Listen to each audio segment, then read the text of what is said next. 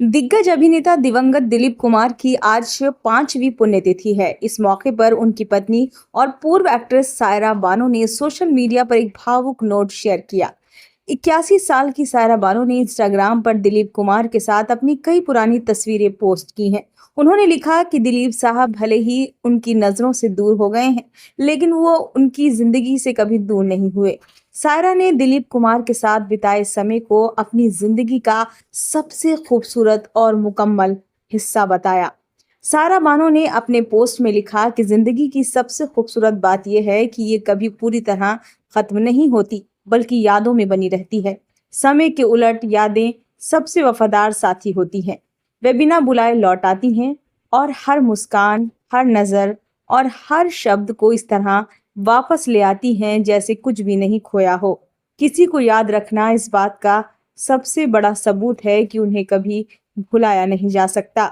सायरा ने दिलीप कुमार को याद करते हुए लिखा कि मुझे लगता है कि साहब ने इस दुनिया को छोड़ने से पहले मुझे एक बड़ा खजाना दिया है। ये खजाना उनकी यादों का है, जो इतना समृद्ध है कि मैं अपनी बाकी की जिंदगी इन्हीं यादों के बीच रहकर बिता दूंगी। उन्होंने आगे लिखा कि 7 जुलाई 2021 को दिलीप कुमार सिर्फ मुझे ही नहीं, बल्कि पूरी दुनिया को छोड़कर चले गए थे, जो उनसे प्यार करती थी। उनके जाने से परिवार, दोस्तों और सिनेमा जगत में एक ऐसा खालीपन आया जिसे शब्दों में बयान नहीं किया जा सकता। सायरा बानो ने दिलीप कुमार के साथ अपने रिश्ते पर बात करते हुए लिखा कि वो दुनिया के लिए एक बड़े स्टार थे, लेकिन मेरे लिए वो मेरी जिंदगी का सहारा और मेरी शांत ताकत थे। हमारी जिंदगी सिर्फ साथ रहने तक सीमित नहीं थी, बल्कि ये पूरी तरह से सफल थी। साहब के जाने को 5 साल बीत चुके हैं, लेकिन वो मेरी जिंदगी से कभी दूर नहीं हुए। ऐसा गहरा प्यार समय के सामने नहीं झुकता। वो हर रोज मेरी यादों में रहते हैं। सारा ने कहा था, 12-13 साल की थी जब पहली बार उन्हें देखा था। पहली बार देखते ही मैंने अपनी माँ से कहा कि जब बड़ी हो जाऊंगी तो इसी शख्स से शादी करूंगी। वो जब सफेद कुर्ते पजामे में हाथ फोल्ड करके निकलते थे तो ऐसा लगता था कि इंसान नहीं फरिश्ता आ रहा है। मैं बहुत लकी हूँ कि उनसे शादी कर पाई, वरना देश में उस वक्त तमाम खूबसूरत लड़कियां थीं जो उनके लिए मर मिटने को तैयार थीं। दिलीप कुमार और सायरा बानो की जोड़ी को बॉलीवुड की सबसे मजबूत जोड़ियों में एक माना जाता है। दोनों ने साल 1966 में शादी की थी और दिलीप कुमार के आखिरी समय तक सायरा हमेशा उनके साथ रही। दिलीप कुमार के बीमार रहने के दौरान भी सायरा ने पूरी तरह उनका ख्याल रखा। जब दिलीप कुमार जीवित थे तब आमिर खान और शाहरुख खान जैसे बॉलीवुड के बड़े स्टार्स अक्सर उनके घर उनसे मिलने आया करते थे। लंबी बीमारी के बाद 7 जुलाई 2021 को 98 वर्ष की उम्र में दिलीप कुमार का निधन हो गया और वो इस दुनिया को अलविदा कह गए। आपको बता दें कि दिलीप कुमार और सायरा बानो की जोड़ी बेस्ट जोड़ी थी। इस शादी का सिलसिला कैसे चला वो हम पिछली वीडियो में आपको बता चुके हैं। आप पुरानी वीडियो भी लिंक में से उठाकर देख सकते हैं। जब आप इनकी कहानी सुनेंगे तो आपको एक अलग ही एहसास होगा।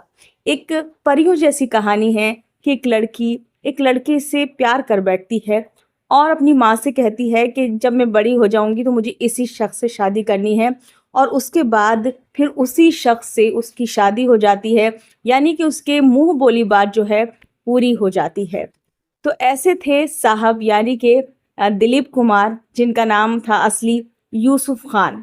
सायरा बानो उनसे बेहद मोहब्बत करती हैं आज भी।